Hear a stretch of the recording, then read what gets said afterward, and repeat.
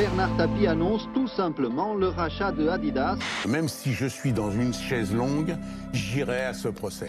Bonjour, c'est Nicolas Poincaré. Bonjour, c'est Fabien Andriana-Rissoa. C'est un match qui dure depuis 1993. Bernard Tapie contre le Crédit Lyonnais dans le cadre de l'affaire Adidas. Relaxé il y a un an, il est de retour à la barre pour un énième match retour. Et promis, aujourd'hui, vous allez enfin tout comprendre.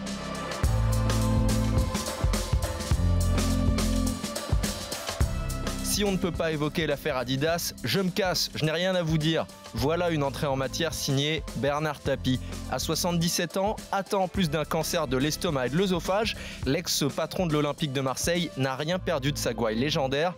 3 bonnes raisons d'écouter ce podcast avec Nicolas. Alors, on va essayer de résumer cette interminable affaire Adidas, Crédit Lyonnais, Bernard Tapie. Il y a du boulot, mais on va y arriver. Ensuite, on va se demander comment on a pu durer aussi longtemps. 27, 28 ans, c'est un feuilleton judiciaire interminable, c'est pas normal. On va essayer de comprendre pourquoi. Et puis, on va parler de Bernard Tapie, l'homme qui a tout mélangé, les affaires, le foot, la politique, la télé, la prison, j'en oublie. C'est aussi parfois un voyou. J'ai quelques anecdotes à vous raconter. Expliquez-nous le monde. Un podcast RMC. Nicolas Poincaré. Fabien Andriana-Rissoa.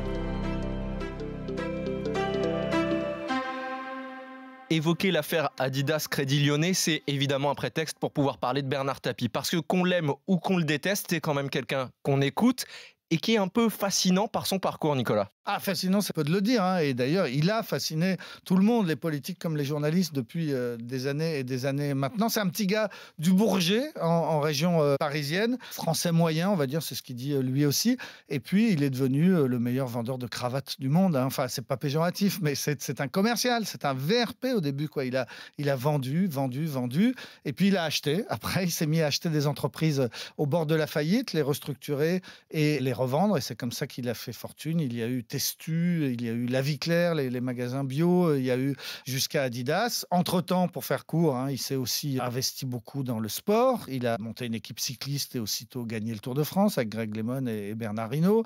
Ensuite, il a fait du foot, il a acheté l'OM et gagné la Coupe d'Europe. Ensuite, Mitterrand a voulu le lancer dans la politique. Il est devenu ministre de Mitterrand et ça a été d'ailleurs le début de ses ennuis. Donc voilà, pour faire court, un super vendeur qui est allé jusqu'au sommet dans le sport et assez loin dans la politique. Bien sûr, on n'arrive pas au plus haut niveau comme ça et dans chaque domaine, des domaines très différents comme le sport, le business et la politique, sans tordre quelques bras. Voilà, alors effectivement, il y a eu parfois des méthodes de voyous, et c'est pas moi qui le dis, c'est la justice qui l'a dit, qu'il a même envoyé en prison. Il faut rappeler l'affaire OMVA, donc à la veille de la finale de la Coupe d'Europe contre le Milan AC, il y a un match contre Valenciennes, et Bernard Tapie achète le match, paye les joueurs de Valenciennes pour mal jouer et pour ménager ses champions de l'OM. Il va se faire prendre, on va retrouver les billets au fond du jardin d'un des joueurs de Valenciennes. Il va être condamné, il va faire de la prison ferme. Ça, c'est le plus mauvais moment pour lui, mais c'est pas le seul. Bernard Tapie, c'est quand même quelqu'un, effectivement, qui a toujours été un petit peu dans la menace, dans le bras de fer avec les journalistes. Moi, il m'a traité de connard 10 fois, 20 fois à chaque fois qu'on s'est parlé. Ça se terminait par « lâche-moi, connard, t'es qui, Poincaré, je t'emmerde ». Enfin bon, il parle sur ce ton-là, hors antenne. Tapie, grand séducteur à l'antenne, mais quand même beaucoup plus violent derrière. Il a eu un conflit commercial très dur avec Pierre Botton, qui est pas un enfant de cœur non plus, qui a connu la prison aussi pour des magouilles dans les affaires. Mais enfin bref, Pierre Botton lui revendait La Vie Claire. Et ça se passait mal. Ils n'étaient pas d'accord sur le prix, etc. Tapie était ministre à l'époque, juste après la vente. Botton contestait les termes de la vente. Il a envoyé Bernard Tapie, c'est Botton qui le raconte dans son livre, c'est pas moi qui l'invente, un petit bonhomme, un matin chez lui, chez Pierre Botton, il lui a donné 3 objets. Il lui a dit « Tenez, je dois vous remettre ça ». Et 3 objets, c'était un petit vélo qui venait d'être volé chez Pierre Botton. Ensuite, des comptes rendus de filature des enfants et de la femme de Pierre Botton. Et enfin, des écoutes téléphoniques de la ligne fixe de son appartement. Le message était clair. Ça voulait dire, Pierre Botton, je rentre chez toi quand je veux. Je fais des filatures de tes enfants. Je sais où sont ta femme et tes enfants. Et j'écoute ta ligne téléphonique. Voilà les méthodes. Maintenant, il va peut-être nous faire un procès, Bernard Tapie, en disant ça n'a jamais été prouvé que c'était moi. J'ai pas dit que c'était lui. J'ai dit que Pierre Botton, dans son livre, accuse Bernard Tapie de tout ce que je viens de vous dire.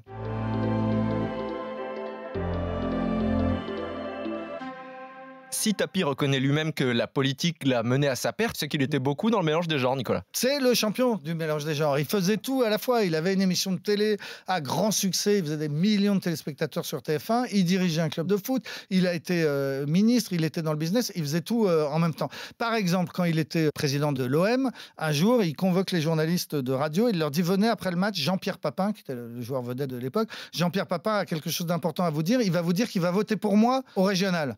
Alors là, déjà, il instrumentalise les journalistes et son joueur pour faire sa campagne. Alors effectivement, Jean-Pierre Papin se retrouve devant les radios et il dit, ah oui, je vais voter pour Bernard Tapie et tout. Sauf qu'à la fin de l'interview, il y a un journaliste d'RMC, Thomas Legrand, aujourd'hui il est à France Inter, mais à l'époque il était à RMC, qui dit à Jean-Pierre Papin, très bien, donc vous allez voter Bernard Tapie, mais au fait, vous êtes inscrit où sur les listes électorales ? Et Jean-Pierre Papin, il bafouille, il dit j'ai jamais été inscrit sur aucune liste électorale. Je voulais dire que si je voterais Bernard Tapie. Enfin bref, Tapie foudrage exige que tous les journalistes de radio effacent aussitôt la fin de l'interview.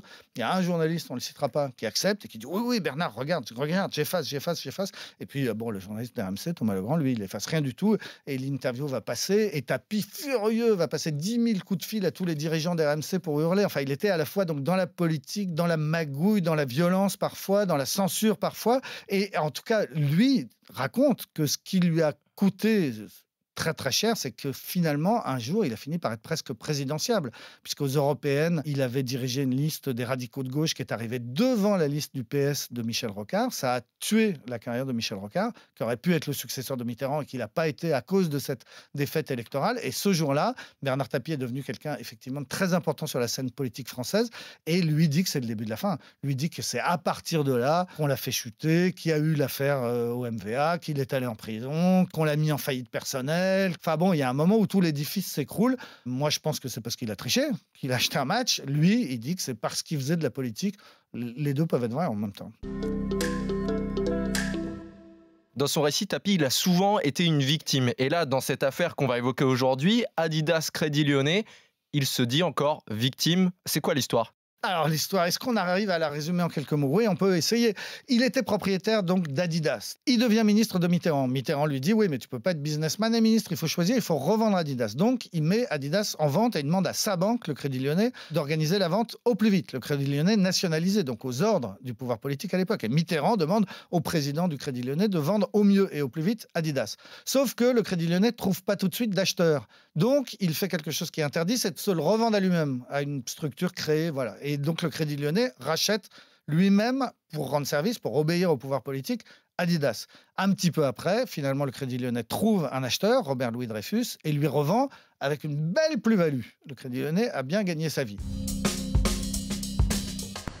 Et ça, c'est uniquement l'épisode 1 de cette série judiciaire improbable. Parce qu'évidemment, ça ne pouvait pas s'arrêter là. Tapie ne l'a jamais accepté. Donc depuis, voilà, ça fait 28 ans que ça dure. Il hurle, il gueule, il dit « je me suis fait arnaquer ».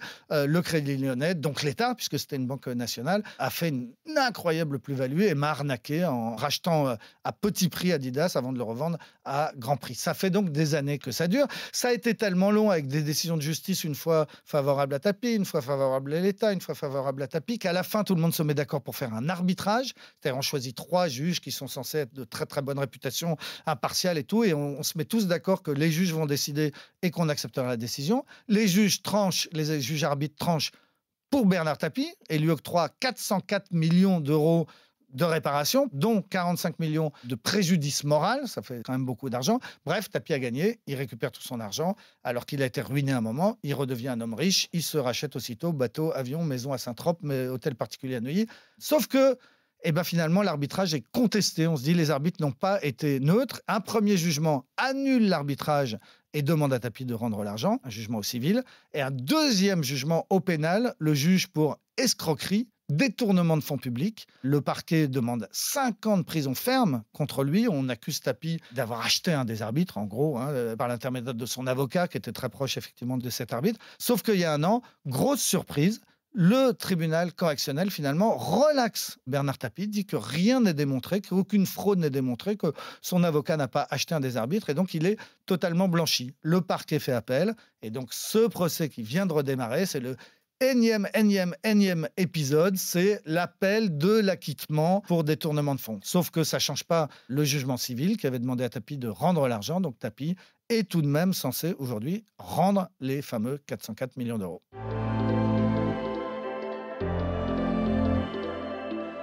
Mais alors vous vous demandez peut-être pourquoi se battre à nouveau devant les tribunaux sachant que de toute façon il va devoir rembourser l'argent, qu'il a 77 ans et de cancer. Alors pourquoi est-ce qu'il se présente à nouveau à la barre? Alors il se présente parce qu'il est convoqué.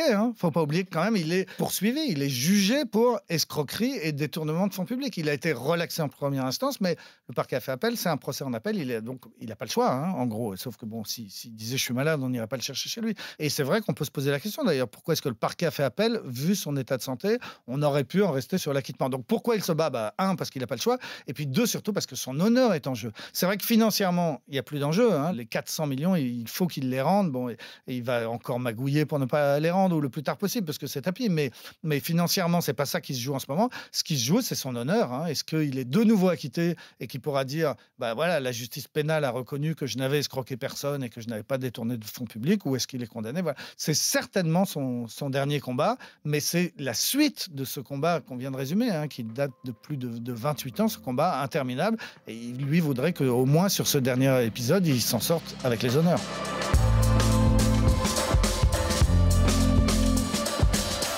C'est la fin de ce nouvel épisode d'Expliquez-nous le monde. Si ce podcast vous a plu, abonnez-vous. Nous sommes sur toutes les plateformes de streaming, sur le site et l'application RMC. Parlez-en autour de vous. Prenez soin de vous. À la semaine prochaine. À la semaine prochaine, Fabien. Retrouvez Nicolas Poincaré dans Apolline Matin. Tous les jours à 6h20 et 7h50 sur RMC.